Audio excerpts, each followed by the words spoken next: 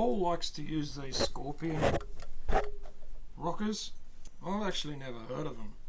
I use Harlan Shaft in my 400 small block supercharged engine.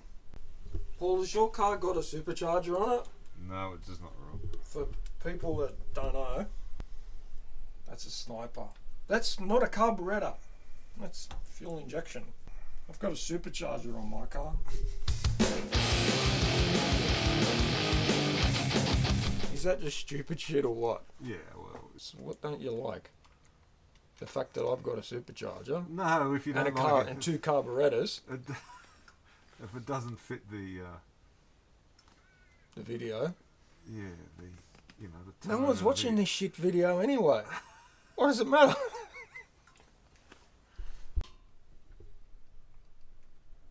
Come on, put some muscle.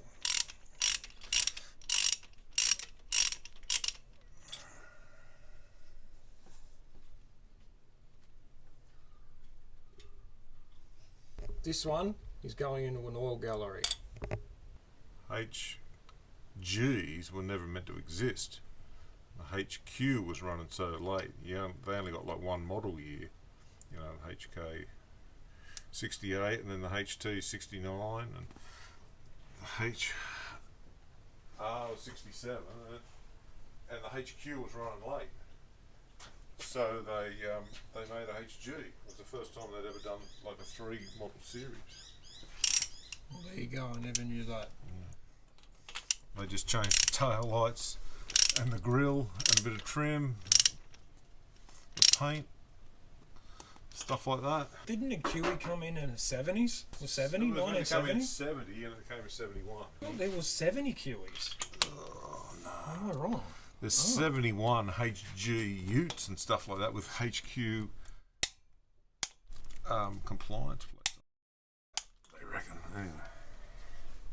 You know, I was working in a wrecking yard a long time ago, and this Tirana came in. It would have been like a UC Tirana or something. So the last of the Tories. UC, UC. Yeah. And the compliance plate, everything was right on the compliance plate to the chassis number, blah, blah, blah, blah, blah. But the compliance plate said VB Commodore. That's something I should have pinched that compliance plate. How bizarre, hey?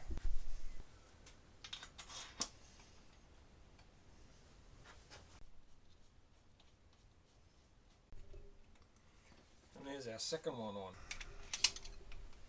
So Paul's doing the lash at the moment. What do you got the inlet at? I was setting them cold, exhaust at 16 and the inlet at 14. What's the thing in your left hand there?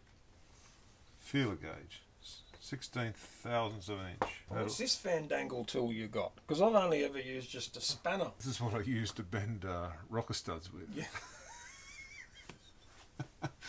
Pretty much. Yeah, I like that tool. That's a pretty cool tool. Yeah, I'm thinking about cutting a few inches off it. Well, I don't understand what you just said. Cutting a few inches off my tool? Yeah. This appears on YouTube, Rob. There is going to be problems. Creative problems. We're just winding the motor over. Which one are we doing now, Paul? Oh, whatever one comes up next. I like those two. I'll do it.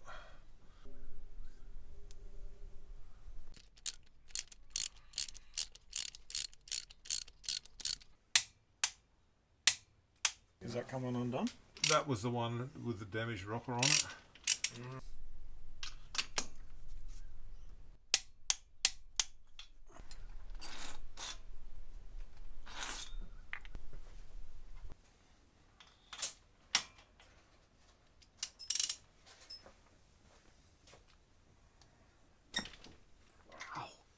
Wow.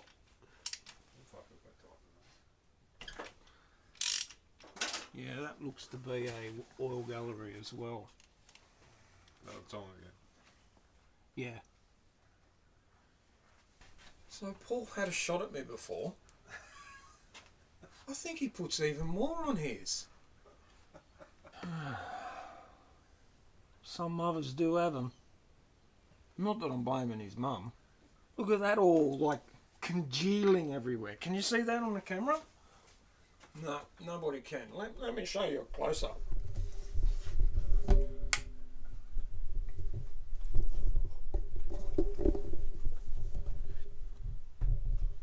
Look at all of that. It's like glubulating all over the shaft. Glubulating and going all over this thing here. What's this thing called again? Guide plate. Look at all this just globulating all over the guide plate. That in.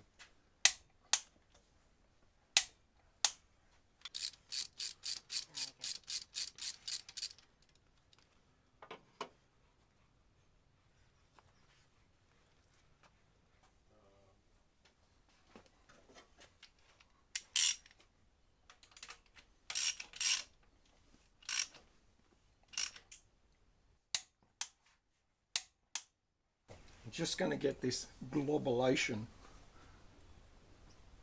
off.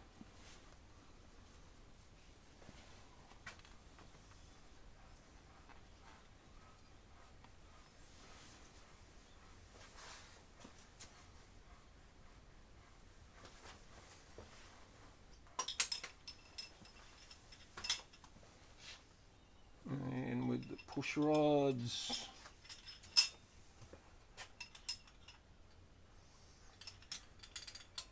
make sure they're sitting right. The push rod's where they're meant to be. Push rods. Well, I put one push rod right. Yeah. It's just the one push rod. One push rod. Just I had the other one wrong. 50% success rate. I priced new ones of these rocker adjuster nuts for one with a stud girdle, and they were $450 Australian dollars. $450 for that? For this? For 16 of them. Yeah. Now I think I'm in the wrong business. Yeah. Yes. I came to the conclusion that these were fine. I think they're absolutely fine. What? Nothing, I'm looking. Oh, I was looking at this again. Can't remember it. The car's finished and all done, but you still gotta watch the whole video. So, like and subscribe to Garage Days.